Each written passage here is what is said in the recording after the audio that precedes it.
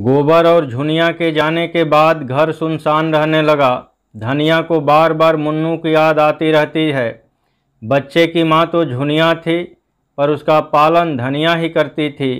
वही उसे उबटन मलती, काजल लगाती, सुलाती और जब काम काज से अवकाश मिलता तो उसे प्यार करती।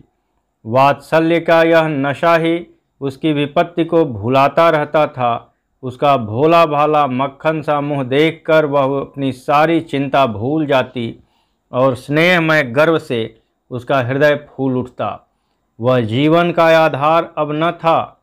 उसका सूना खटोला देखकर वह रो उठती। वह कवच जो सारी चिंताओं और दुराशाओं से उसकी रक्षा करता था, उससे छिन गया था।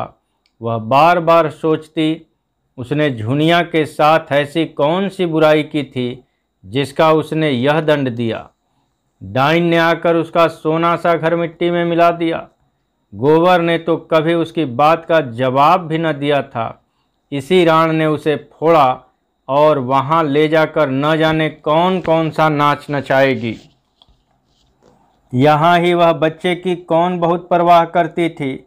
उसे तो अपनी मिस्सी काजल मांग चोटी से ही छुट्टी नहीं मिलती। बच्चे की देखभाल क्या करेगी? बेचारा अकेला जमीन पर पड़ा रोता होगा। बेचारा एक दिन भी तो सुख से नहीं रहने पाता। कभी खांसी, कभी दस्त, कभी कुछ। यह सोच सोचकर उसे झुनिया पर क्रोध आता। गोबर के लिए अब भी उसके मन में वही ममता थी। इसी चुड़ैल ने उसे कुछ खिला पिलाकर अपने वश में कर लिया। ऐसी मायाविनी न होती तो यह टोना ही कैसे करती? कोई बात न पूछता था। भौजाइयों की लातें खाती थी। यह भुग्गा मिल गया तो आज रानी हो गई। होरी ने चिढ़कर कहा, जब देखो तब तू झुनिया ही को दोष देती है। यह नहीं समझती अपना सोना खोटा तो सोनार का क्या दोष? गोबर उसे न ले जाता तो क्या आप से आप चली जाती? शहर का दाना पानी लगने से लौंडे की आंखें बदल गईं। ऐसा क्यों नहीं समझ लेती? धनिया गरज उठी, अच्छा चुप रहो। तुम्ही ने राण को मूड़ पर चढ़ा रखा था, नहीं मैंने पहले ही दिन झाड़ू मारकर निकाल दिया होता। खलिहान में डांठें जमा हो गई थीं। होरी बैलों को जुखर कर अनाज मारने जा रहा था। पीछे मुंह फेर कर बोला, मान ले बहू ने गोबर को फोड़ ही लिया तो तू इतनी कुढ़ती क्यों है? जो सारा जमाना करता है वही गोबर ने भी किया। अब उसके बाल बच्चे हुए, मेरे बाल बच्चों के लिए क्यों अपनी सांसत कराए? क्यों हमारे सिर का बोझ अपने सिर पर ले? तुम ही उपद्रव की जड़ हो तो मुझे भी निकाल दे। ले जा बैलों को, अनाज माड़, मैं हुक्का पीता हूँ। तुम चलकर पीसो, मैं अनाज मारूंगी। विनोद में दुख उड़ गया, वही उसकी दवा है। धनिया प्रसन्न होकर रूपा के बाल गूंथने बैठ गई, जो बिल्कुल उलझ कर रह गए थे, और होरी खलिहान चला। रसिक बसंत सुगंध और प्रमोद और जीवन की विभूति लुटा रहा था, दोनों हाथों से दिल खोलकर। कोयल आम की डालियों में छिपी अपनी रसीली मधुर आत्मस्पर्शी कूक से आशाओं को जगाती फिरती थी। महुए की डालियों पर मैनों की बारात सी लगी बैठी थी। नीम और सिरस और करौंदे अपनी महक में नशा सा घोल देते थे। होरी आमों के बाग में पहुंचा तो वृक्षों के नीचे तारे से खिले थे। उसका व्यथित निराश मन भी इस व्यापक शोभा और स्फूर्ति में आकर गाने लगा, हिया जरत रहत दिन रैन, आम की डरिया कोयल बोले, तनिक न आवत चैन, हिया जरत रहत दिन रैन। सामने से दुलारी सहुआइन गुलाबी साड़ी पहने चली आ रही थी। पाँव में मोटे चांदी के कड़े थे, गले में मोटी सोने की हंसली। चेहरा सूखा हुआ पर दिल हरा। एक समय था जब होरी खेत खलिहान में उसे छेड़ा करता था। वह भाभी थी, होरी देवर था। इस नाते दोनों में विनोद होता रहता था। जब से शाह जी मर गए, दुलारी ने घर से निकलना छोड़ दिया। सारे दिन दुकान पर बैठी रहती थी और वहीं से सारे गांव की खबर लगाती रहती थी। कहीं आपस में झगड़ा हो जाए, सहुआइन वहां बीच बचाव करने के लिए अवश्य पहुंचेगी। आने रुपए सूद से कम पर रुपए उधार न देती, और यद्यपि सूद के लोभ में मूल भी हाथ न आता था। जो रुपए लेता खा कर बैठ रहता, मगर उसके ब्याज का दर ज्यों का त्यों बना रहता था। बेचारी कैसे वसूल करे? नालिश फरियाद करने से रही, थाना पुलिस करने से रही। केवल जीभ का बल था, पर ज्यों-ज्यों उम्र के साथ जीभ की तेजी बढ़ती जाती थी, उसकी काट घटती जाती थी। अब उसकी गालियों पर लोग हंस देते और मजाक में कहते, क्या करोगी रुपए लेकर काकी? साथ तो एक कौड़ी भी न ले जा सकेगी। गरीब को खिला पिलाकर जितनी आशीष मिल सके ले ले, यही परलोक में काम आएगा। और दुलारी परलोक के नाम से जलती थी। होरी ने छेड़ा, आज तो भाभी तुम सचमुच जवान लगती हो। सहुआइन मगन होकर बोली, आज मंगल का दिन है, नज़र न लगा देना। इसी मारे मैं कुछ पहनती ओढ़ती नहीं। घर से निकलती तो सभी घूरने लगते हैं, जैसे कभी कोई मेहरिया देखी न हो। पटेश्वरी लाला की पुरानी बान अभी तक नहीं छूटी। होरी ठिठक गया। बड़ा मनोरंजक प्रसंग छिड़ गया था। बैल आगे निकल गए। वह तो आजकल बड़े भगत हो गए हैं, देखती नहीं हो। हर पूर्णमासी को सत्यनारायण की कथा सुनते हैं और दोनों जून मंदिर में दर्शन करने जाते हैं। ऐसे लंपट जितने होते हैं, सभी बूढ़े होकर भगत बन जाते हैं। कुकर्म का प्रायश्चित तो करना ही पड़ता है। पूछो, मैं अब बुढ़िया हुई, मुझसे क्या हंसी? तुम अभी बुढ़िया कैसे हो गई भाभी? मुझे तो अब भी अच्छा चुप ही रहना, नहीं 150 गाली दूंगी। लड़का परदेश कमाने लगा, एक दिन नेवता भी न खिलाया, सेंत मेत में भाभी बनाने को तैयार। मुझसे कसम ले लो भाभी, जो मैंने उसकी कमाई का एक पैसा भी छुआ हो। न जाने क्या लाया, कहाँ खर्च किया, मुझे कुछ भी पता नहीं। बस एक जोड़ा धोती और एक पगड़ी मेरे हाथ लगी। अच्छा कमाने तो लगा, आज नहीं कल घर संभालेगा ही। भगवान उसे खुशी रखे। हमारे रुपए भी थोड़ा थोड़ा देते चलो, सूद ही तो बढ़ रहा है। तुम्हारी एक एक पाई दूंगा भाभी, हाथ में पैसे आने दो। और खा ही जाएंगे तो कोई बाहर के तो नहीं हैं तो तुम्हारे ही। सहुआइन ऐसी विनोद भरी चापलूसियों से निरस्त हो जाती थी। मुस्कुराती हुई अपनी राह चली गई। होरी लपक कर बैलों के पास पहुंच गया और उन्हें पौर में डालकर चक्कर देने लगा। सारे गांव का यही एक खलिहान था। कहीं मड़ाई हो रही थी, कोई अनाज उसा रहा था, कोई गल्ला तौल रहा था। नाई, बारी, बढ़ई, लोहार, पुरोहित, भाट, भिखारी सभी अपने अपने जेवरें लेने के लिए जमा हो गए थे। एक पेड़ के नीचे झिंगुरी सिंह खाट पर बैठे अपनी सवाई उगा रहे थे। कई बनिए खड़े गल्ले का भाव ताव कर रहे थे। सारे खलिहान में मंडी की सी रौनक थी। एक खटकिन बेर और मकोए बेच रही थी और एक खोंचे वाला तेल के सेव और जलेबियां लिए फिर रहा था।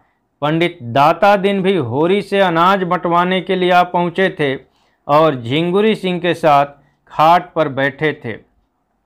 दाता दिन ने सुरती मलते हुए कहा, कुछ सुना? सरकार भी महाजनों से कह रही है कि सूद का दर घटा दो, नहीं डिग्री न मिलेगी। झिंगुरी तम्बाकू फाँक कर बोले, पंडित मैं तो एक बात जानता हूँ, तुम्हें गरज पड़ेगी तो 100 बार हमसे उधार लोगे और हम जो ब्याज चाहेंगे लेंगे। सरकार अगर असामियों को रुपए उधार देने का कोई बंदोबस्त न करेगी तो हमें इस कानून से कुछ न होगा। हम दर कम लिखाएंगे, लेकिन 100 में 25 पहले ही काट लेंगे।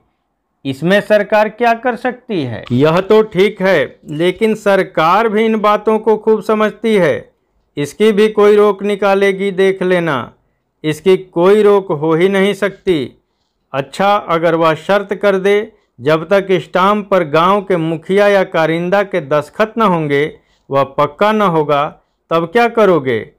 असामी को 100 बार गरज होगी, मुखिया को हाथ पांव जोड़ के लाएगा और दस्तखत कराएगा। हम तो 1/4 काट ही लेंगे। और जो फंस जाओ, जाली हिसाब लिखा और गए 14 साल को। झिंगुरी सिंह जोर से हंसा। तुम क्या कहते हो पंडित? क्या तब संसार बदल जाएगा? कानून और न्याय उसका है जिसके पास पैसा है। कानून तो है कि महाजन किसी आसामी के साथ कड़ाई न करे, कोई जमींदार किसी काश्तकार के साथ सख्ती न करे। मगर होता क्या है, रोज ही देखते हो, जमींदार मुसक बंधवा के पिटवाता है और महाजन लात और जूते से बात करता है। जो किसान बूढ़ा है उससे न जमींदार बोलता है न महाजन। ऐसे आदमियों से हम मिल जाते हैं और उनकी मदद से दूसरे आदमियों की गर्दन दबाते हैं। तुम्हारे ऊपर राय साहब के 500 रुपये निकलते हैं, लेकिन नोखे राम में है इतनी हिम्मत कि तुमसे कुछ बोले। वह जानते हैं तुमसे मेल करने ही में उनका हित है। असामी में इतना बूता है कि रोज अदालत दौड़े। सारा कारोबार इसी तरह चला जाएगा जैसे चल रहा है। कचहरी अदालत उसी के साथ है जिसके पास पैसा है। हम लोगों को घबराने की कोई बात नहीं। यह कहकर उन्होंने खलिहान का एक चक्कर लगाया और फिर आकर खाट पर बैठते हुए बोले, हाँ, मतई के ब्याह का क्या हुआ? हमारी सलाह तो है कि उसका ब्याह कर डालो। अब तो बड़ी बदनामी हो रही है। दाता दिन को जैसे ततैया ने काट खाया। इस आलोचना का क्या आशय था? वह खूब समझते थे। गर्म होकर बोले, पीठ पीछे आदमी जो चाहे बके, हमारे मुंह पर कोई कुछ कहे तो उसकी मूछें उखाड़ लूं। कोई हमारी तरह नेमी बन तो ले। कितनों को जानता हूं जो कभी संध्या बंदन नहीं करते। न उन्हें धर्म से मतलब, न कर्म से, न कथा से मतलब, न पुराण से। वह भी अपने को ब्राह्मण कहते हैं। हमारे ऊपर क्या हंसेगा कोई जिसने अपने जीवन में एक एकादशी भी नागा नहीं की, कभी बिना स्नान पूजन किए मुंह में पानी नहीं डाला। नेम का निभाना कठिन है। कोई बता दे कि हमने कभी बाजार की कोई चीज़ खाई हो या किसी दूसरे के हाथ का पानी पिया हो तो उसकी टांग की राह निकल जाऊं। सिलिया हमारी चौखट नहीं लांघने पाती। चौखट, बर्तन, भांडे छूना तो दूसरी बात। मैं यह नहीं कहता कि मतई यह बहुत अच्छा काम कर रहा है, लेकिन जब एक बार एक बात हो गई तो यह पाजी का काम है कि औरत को छोड़ दे। मैं तो खुल्लम खुल्ला कहता हूँ, इसमें छिपाने की कोई बात नहीं। स्त्री जाति पवित्र है। दाता दीन अपनी जवानी में स्वयं बड़े रसिया रह चुके थे, लेकिन अपने नेम धर्म से कभी नहीं चूके।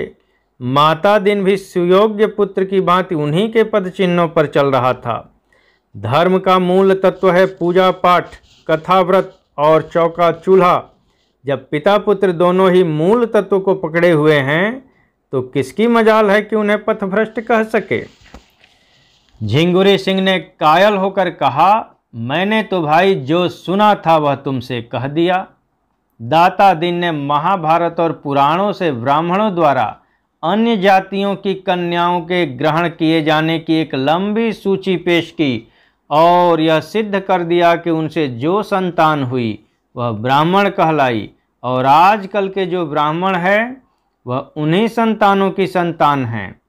यह प्रथा आदिकाल से चली आई है और इसमें कोई लज्जा की बात नहीं। झिंगुरी सिंह उनके पांडित्य पर मुग्ध होकर बोले, तब क्यों आजकल लोग वाजपेयी और सुकुल बने फिरते हैं? समय समय की प्रथा है और क्या। किसी में उतना तेज तो हो, विष खाकर उसे पचाना तो चाहिए। वह सतयुग की बात थी, सतयुग के साथ गई। अब तो अपना निबाह बिरादरी के साथ मिलकर रहने में है, मगर करूं क्या, कोई लड़की वाला आता ही नहीं। तुमसे भी कहा, औरों से भी कहा, कोई नहीं सुनता। तो मैं क्या लड़की बनाऊं? झिंगुरी सिंह ने डांटा, झूठ मत बोलो पंडित, मैं 2 आदमियों को फांस फूंस कर लाया, मगर तुम मुंह फैलाने लगे तो दोनों कान खड़े करके निकल भागे। आखिर किस बिरते पर 1500 मांगते हो तुम? 10 बीघे खेत और भीख के सिवा तुम्हारे पास और क्या है? दाता दिन के अभिमान को चोट लगी। दाढ़ी पर हाथ फेर कर बोले, पास कुछ नहीं, मैं भीख ही मांगता हूँ, लेकिन मैंने अपनी लड़कियों के ब्याह में 500 दिए हैं, फिर लड़के के लिए 500 क्यों न मांगूं? किसी ने सेंत मेत में मेरी लड़की ब्याह ली होती तो मैं भी सेंत में लड़का ब्याह देता। रही हैसियत की बात, तुम जजमानी को भीख समझो, मैं तो उसे जमींदारी समझता हूँ। बंक घर, जमींदारी मिट जाए, बंक घर टूट जाए, लेकिन जजमानी अंत तक बनी रहेगी। जब तक हिंदू जाति रहेगी तब तक ब्राह्मण भी रहेंगे और जजमानी भी रहेगी। सहालग में मज़े से घर बैठे 100-200 फटकार लेते हैं, कभी भाग लड़ गया तो 400-500 मार लिया।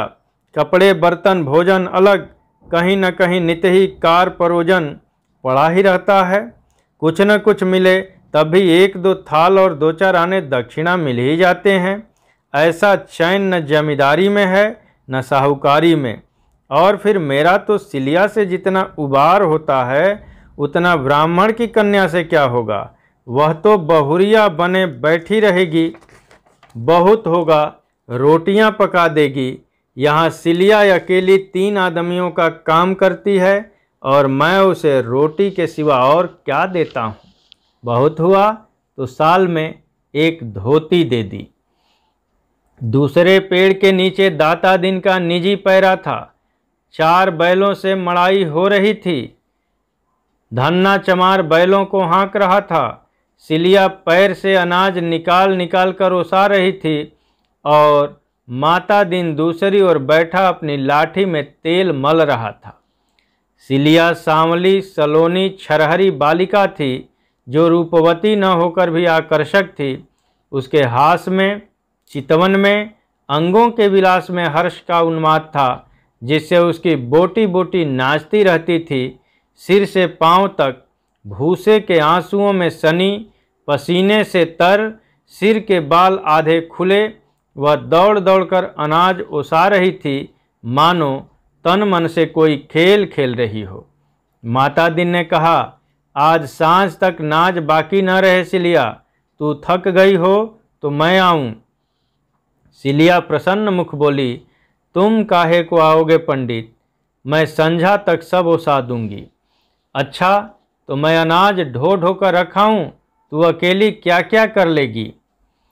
तुम घबराते क्यों हो? मैं ओसा दूंगी, ढोकर रख भी आऊंगी। पहर रात तक यहाँ एक दाना भी न रहेगा। दुलारी सहुआइन आज अपना लेहना वसूल करती फिरती थी। सिलिया उसकी दुकान से होली के दिन 2 पैसे का गुलाबी रंग लाई थी। अभी तक पैसे न दिए थे। सिलिया के पास आकर बोली, क्यों री सिलिया, महीना भर रंग लाए हो गया, अभी तक पैसे नहीं दिए। मांगती हूँ तो मटक कर चली जाती है। आज मैं बिना पैसे लिए न जाऊंगी। माता दिन चुपके से सरक गया था। सिलिया का तन और मन दोनों लेकर भी बदले में कुछ न देना चाहता था। सिलिया अब उसकी निगाह में केवल काम करने की मशीन थी और कुछ नहीं। उसकी ममता को अब बड़े कौशल से नचाता रहता था।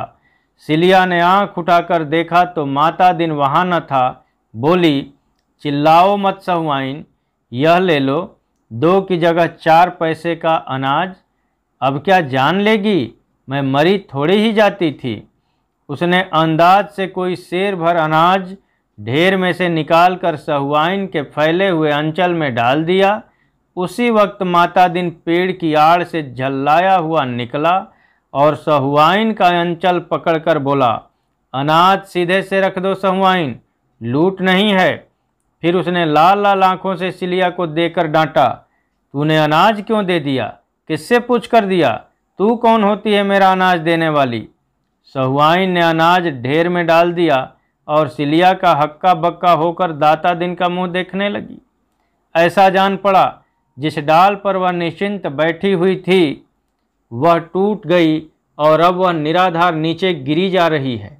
खिसियाए हुए मुंह से आंखों में आंसू भरकर सहुआइन से बोली, तुम्हारे पैसे मैं फिर दे दूंगी सहुआइन, आज तुम मुझ पर दया करो। सहुआइन ने उसे दयार्द नेत्रों से देखा और माता दिन को धिक्कार भरी आंखों से देखती हुई चली गई। तब सिलिया ने अनाज ओसाते हुए आहत गर्व से पूछा, तुम्हारी चीज में मेरा कुछ अख्तियार नहीं है? माता दिन आंखें निकालकर बोला, नहीं, तुझे कोई अख्तियार नहीं है। काम करती है, खाती है, जो तू चाहे कि खा भी लुटा भी, तो यह यहाँ न होगा। अगर तुझे यहाँ न पड़ता हो, कहीं और जाकर काम कर। मजूरों की कमी नहीं है, सेंत में नहीं लेते, खाना कपड़ा देते हैं। सिलिया ने उस पक्षी की भांति जिसे मालिक ने पर काटकर पिंजड़े से निकाल दिया हो, माता दिन की ओर देखा। उस चितवन में वेदना अधिक थी या भर्त्सना, यह कहना कठिन है, पर उसी पक्षी की भांति उसका मन फड़फड़ा रहा था और ऊंची डाल पर उन्मुक्त वायुमंडल में उड़ने की शक्ति न पाकर उसी पिंजड़े में जा बैठना चाहता था, चाहे उसे बेदाना पानी बेपानी पिंजरे की तीलियों से सिर टकरा कर मर ही क्यों न जाना पड़े। सिलिया सोच रही थी, अब उसके लिए दूसरा कौन सा ठौर है। अब ब्याहता न होकर भी संस्कार में और व्यवहार में और मनोभावना में ब्याहता थी, और अब माता दिन चाहे उसे मारे या काटे, उसे दूसरा आश्रय नहीं है, दूसरा अवलंब नहीं है। उसे वह दिन याद आए, और अभी 2 साल भी तो नहीं हुए जब वह माता दिन उसके तलवे सहलाता था, जब उसने जनेऊ हाथ में लेकर कहा था, सिलिया, जब तक दम में दम है तुझे ब्याहता की तरह रखूँगा। जब वह प्रेमातुर होकर हार में और बाग में और नदी के तट पर उसके पीछे पीछे पागलों की भांति फिरा करता था, और आज उसका यह निष्ठुर व्यवहार मुट्ठी भर अनाज के लिए उसका पानी उतार लिया। उसने कोई जवाब न दिया। कंठ में नमक के एक डले का सा अनुभव करती हुई आहत हृदय और शिथिल हाथों से फिर काम करने लगी। उसी वक्त उसकी माँ बाप, दोनों भाई और कई अन्य चमारों ने न जाने किधर से आकर माता दिन को घेर लिया। सिलिया की माँ ने आते ही उसके हाथ से अनाज की टोकरी छीनकर फेंक दी और गाली देकर बोली, राण, जब तुझे मजदूरी ही करनी थी तो घर की मजूरी छोड़कर यहाँ क्या करने आई? जब बाभन के साथ रहती है तो बाभन की तरह रह। सारी बिरादरी की नाक कटवा कर भी चमारिन ही बनना था तो यहाँ क्या घी का लोंदा लेने आई थी? चुल्लू भर पानी में डूब नहीं मरती। झिंगुरी सिंह और दाता दिन दोनों दौड़े और चमारों के बदले हुए तेवर देखकर उन्हें शांत करने की चेष्टा करने लगे। झिंगुरी सिंह ने सिलिया के बाप से पूछा, क्या बात है चौधरी, किस बात का झगड़ा है? सिलिया का बाप हरखू 60 साल का बूढ़ा था, काला दुबला सूखी मिर्च की तरह पिचका हुआ पर उतना ही तीक्ष्ण। बोला, झगड़ा कुछ नहीं है ठाकुर, हम आज या तो माता दिन को चमार बना के छोड़ेंगे या उनका और अपना रक्त एक कर देंगे। सिलिया कन्या जात है, किसी न किसी के घर जाएगी ही, इस पर हमें कुछ नहीं कहना है, मगर उसे जो कोई भी रखे हमारा हो कर रहे। तुम हमें बाभन नहीं बना सकते, मुदा हम तुम्हें चमार बना सकते हैं। हमें बाभन बना दो, हमारी सारी बिरादरी बनने को तैयार है। जब यह समर्थ नहीं है तो फिर तुम ही चमार बनो, हमारे साथ खाओ पियो, हमारे साथ उठो बैठो, हमारी जात इज्जत लेते हो तो अपना धर्म हमें दे दो। दाता दिन ने लाठी फटकार कर कहा, मुंह संभाल कर बातें कर हरखुआ, तेरी बिटिया वह खड़ी है, ले जा यहाँ जहाँ चाहे। हमने उसे बांध नहीं रखा है, काम करती थी, मजूरी लेती थी, यहाँ मजूरों की कमी नहीं है। सिलिया की माँ उंगली चमका कर बोली, वाह वाह पंडित, खूब नियाव करते हो। तुम्हारी लड़की किसी चमार के साथ निकल गई होती तो तुम इस तरह की बातें करते तो देखती। हम चमार हैं इसलिए हमारी कोई इज्जत ही नहीं। हम सिलिया को अकेले न ले जाएंगे, उसके साथ माता दिन को भी ले जाएंगे जिसने उसकी इज्जत बिगाड़ी है। तुम बड़े नेमी धर्मी बनते हो, उसके साथ सोओगे लेकिन उसके हाथ का पानी ना पियोगे। यही चुड़ैल है कि यह सब सहती है। मैं तो ऐसे आदमी को माहूर दे देती। हरखू ने अपने साथियों को ललकारा, सुन ली इन लोगों की बात की नहीं? अब क्या खड़े मुंह ताकते हो? इतना सुनना था कि दो चमारों ने लपक कर माता दिन के हाथ पकड़ लिए, तीसरे ने झपट कर उसका जनेऊ तोड़ दिया और इसके पहले कि दाता दिन और झिंगुरी सिंह अपनी अपनी लाठी संभाल सकें, दो चमारों ने माता दिन के मुंह में एक बड़ी सी हड्डी का टुकड़ा डाल दिया। माता दिन ने दांत जकड़ लिए, फिर भी वह घिनौनी वस्तु उसके होठों में तो लग ही गई। उन्हें मतली हुई और मुंह आप से आप खुल गया और हड्डी कंठ तक जा पहुंची। इतने में खलिहान के सारे आदमी जमा हो गए। पर आश्चर्य यह कि कोई इन धर्म के लुटेरों से मुजाहिम न हुआ। माता दिन का व्यवहार सभी को नापसंद था। वह गांव की बहू बेटियों को घूरा करता था, इसलिए मन में सभी उसकी दुर्गत से प्रसन्न थे। हाँ, ऊपरी मन से लोग चमारों पर रोब जमा रहे थे। होरी ने कहा, अच्छा अब बहुत हुआ हरखू, भला चाहते हो तो यहाँ से चले जाओ। हरखू ने निडरता से उत्तर दिया, तुम्हारे घर में भी लड़कियां हैं होरी महतो।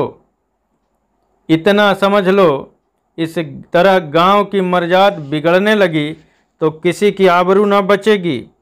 एक क्षण में शत्रु पर पूरी विजय पाकर आक्रमणकारियों ने वहां से टल जाना है उचित समझा। जनमत बदलते देर नहीं लगती, उसे बचे रहना ही अच्छा है। माता दिन कै कर रहा था। दाता दिन ने उसकी पीठ सहलाते हुए कहा, एक एक को 5-5 साल के लिए न भिजवाया तो कहना 5-5 साल तक चक्की पिसवाऊंगा। हरखू ने हेकड़ी के साथ जवाब दिया, इसका यहाँ कोई गम नहीं।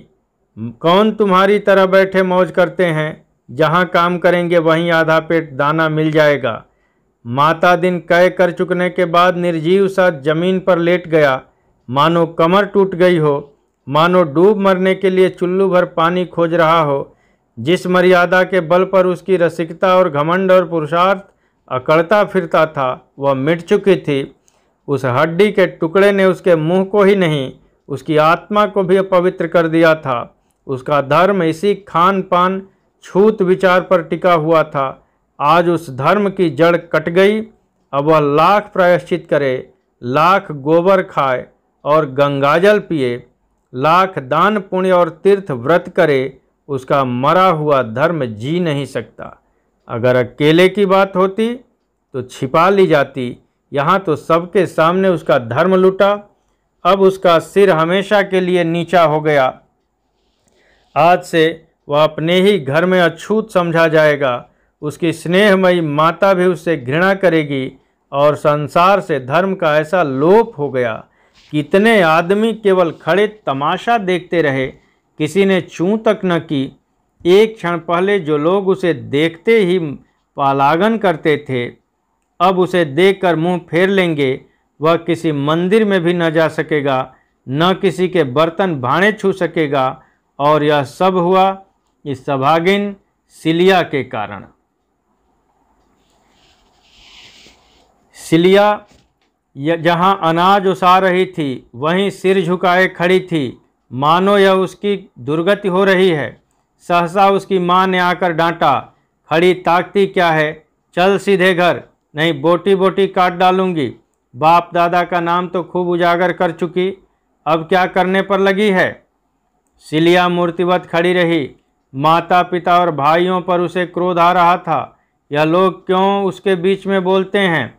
वह जैसे चाहती है रहती है, दूसरों से क्या मतलब। कहते हैं यहाँ तेरा अपमान होता है, तब क्या कोई ब्राह्मण उसका पकाया खा लेगा, उसके हाथ का पानी पी लेगा? अभी जरा देर पहले उसका मन माता दिन के निठुर व्यवहार से खिन्न हो रहा था, पर अपने घर वालों और बिरादरी के इस अत्याचार ने उस विराग को प्रचंड अनुराग का रूप दे दिया। विद्रोह भरे मन से बोली, मैं नहीं जाऊंगी, तू क्या यहाँ भी मुझे जीने न देगी? बुढ़िया कर्कश स्वर से बोली, तू न चलेगी?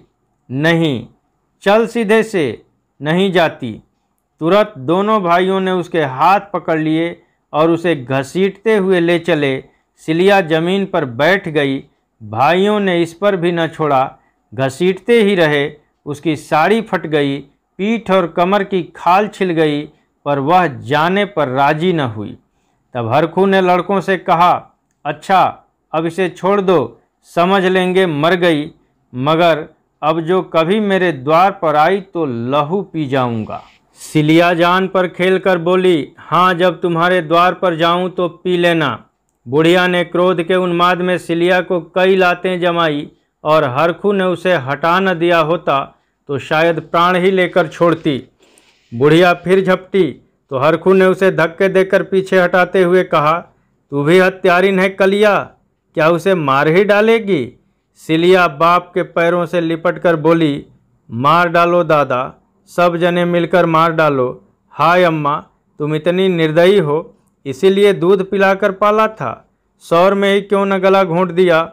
हाय मेरे पीछे पंडित को भी तुमने भ्रष्ट कर दिया, उसका धर्म लेकर तुम्हें क्या मिला? अब तो वह भी मुझे न पूछेगा, लेकिन पूछे न पूछे रहूँगी तो उसी के साथ। वह मुझे चाहे भूखों रखे चाहे मार डाले, पर उसका साथ न छोड़ूंगी। उनकी सांसत करा के छोड़ दूं, मर जाऊंगी, पर हरजाई न बनूंगी। एक बार जिसने बाँह पकड़ ली उसी की रहूंगी। कलिया ने ओठ चबाकर कहा, जाने दो राण को, समझती है वह उसका निबाह करेगा, मगर आज ही मार कर भगा न दे तो मुंह न दिखाऊं। भाइयों को भी दया आ गई। सिलिया को वहीं छोड़कर सब के सब चले गए। तब वह धीरे से उठकर लंगड़ाती कराहती खलिहान में आकर बैठ गई और अंचल में मुंह ढांपकर रोने लगी। दाता दिन ने जुलाहे का गुस्सा दाढ़ी पर उतारा, उनके साथ चली क्यों नहीं गई? सिलिया अब क्या करवाने पर लगी हुई है? मेरा सत्यानाश करा के भी पेट नहीं भरा। सिलिया ने आंसू भरी आंखें ऊपर उठाई, उनमें तेज की झलक थी। उनके साथ क्यों जाऊं? जिसने बाँह पकड़ी है उसके साथ रहूंगी। पंडित जी ने धमकी दी, मेरे घर में पांव रखा तो लातों से बात करूंगा। सिलिया ने भी उदंडता से कहा, मुझे जहां वह रखेंगे वहां रहूंगी, पेड़ तले रखें चाहे महल में रखें। माता दिन संज्ञाहीन सा बैठा था। दोपहर होने आ रही थी। धूप पत्तियों से छन छन कर उसके चेहरे पर पड़ रही थी। माथे से पसीना टपक रहा था, पर वह मौन निष्पंद बैठा हुआ था। सहसा जैसे उसने होश में आकर कहा, मेरे लिए अब क्या कहते हो दादा? दाता दिन ने उसके सिर पर हाथ रखकर ढांढस देते हुए कहा, तुम्हारे लिए अभी मैं क्या कहूँ बेटा, चल कर नहाओ खाओ, फिर पंडितों की जैसी व्यवस्था होगी वैसा किया जाएगा। हाँ, एक बात है, सिलिया को त्यागना पड़ेगा। माता दिन ने सिलिया की ओर रक्त भरे नेत्रों से देखा। मैं अब उसका कभी मुंह न देखूंगा, लेकिन पराश्चित हो जाने पर फिर तो कोई दोष न रहेगा। पराश्चित हो जाने पर कोई दोष पाप नहीं रहता। तो आज ही पंडितों के पास जाओ।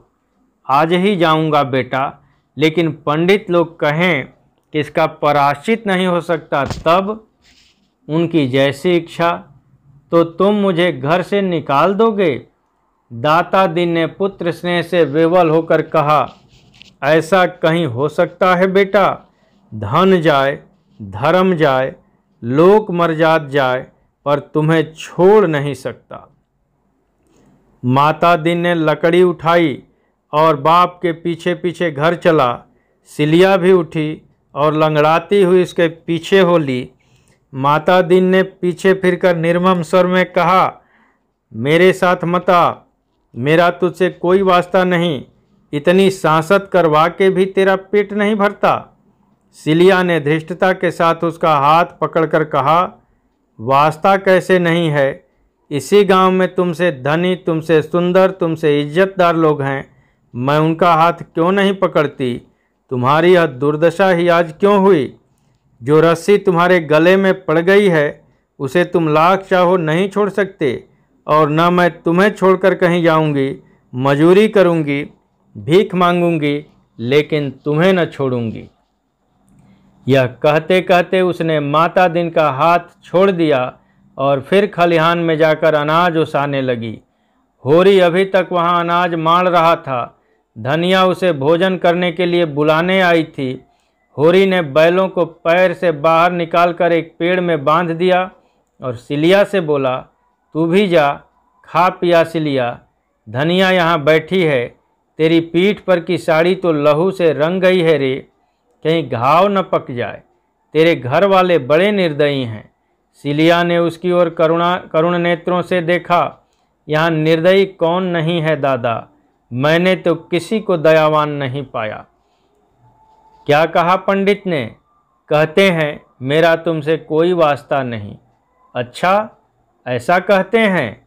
समझते होंगे इस तरह अपने मुंह की लाली रख लेंगे, लेकिन जिस बात को दुनिया जानती है उसे कैसे छिपा लेंगे। मेरी रोटियां भारी हैं, न दें। मेरे लिए क्या, मजूरी अब भी करती हूँ, तब भी करूँगी। सोने को हाथ भर जगह तुम ही से मांगूंगी तो क्या तुम न दोगे। धनिया दयार्द्र होकर बोली, जगह की कौन कमी है बेटी, तू चल मेरे घर रह। होरी ने कातर स्वर में कहा, बुलाती तो है लेकिन पंडित को जानती नहीं। धनिया ने निर्भीक स्वर में कहा, बिगड़ेंगे तो एक रोटी बेसी खा लेंगे, और क्या करेंगे, कोई उनकी दबैल हूँ। उसकी इज्जत ली, बिरादरी से निकलवाया, अब कहते हैं मेरा तुझसे कोई वास्ता नहीं। आदमी है कि कसाई, या उसी नियत का आज फल मिला है। पहले नहीं सोच लिया था तब तो बिहार करते रहे, अब कहते हैं मुझसे कौन वास्ता। होरी के विचार में धनिया गलत कह रही थी। सिलिया के घर वालों ने मतई को कितना बेधर्म कर दिया। यह कोई अच्छा काम नहीं किया। सिलिया को चाहे मार कर ले जाते, चाहे दुलार कर ले जाते, वह उनकी लड़की है। मतई को क्यों बेधर्म किया। धनिया ने फटकार बताई, अच्छा रहने दो, बड़े न्यायी बने हो, मर्द मर्द सब एक होते हैं। उसको मतई ने बेधर्म किया तब तो किसी को बुरा न लगा, अब जो मतई बेधर्म हो गया तो क्यों बुरा लगता है। क्या सिलिया का धर्म धर्म नहीं। रखी तो चमारिन, उस पर नेमी धर्मी बनते हैं। बड़ा अच्छा किया हरखू चौधरी ने, ऐसे गुंडों की यही सजा है। तू चल सिलिया मेरे घर। न जाने कैसे बेदर्द माँ बाप हैं कि बेचारी की सारी पीठ लहू लुहान कर दी है। तुम जाके सोना को भेज दो, मैं इसे लेकर आती हूँ। होरी घर चला गया और सिलिया धनिया के पैरों पर गिरकर रोने लगी।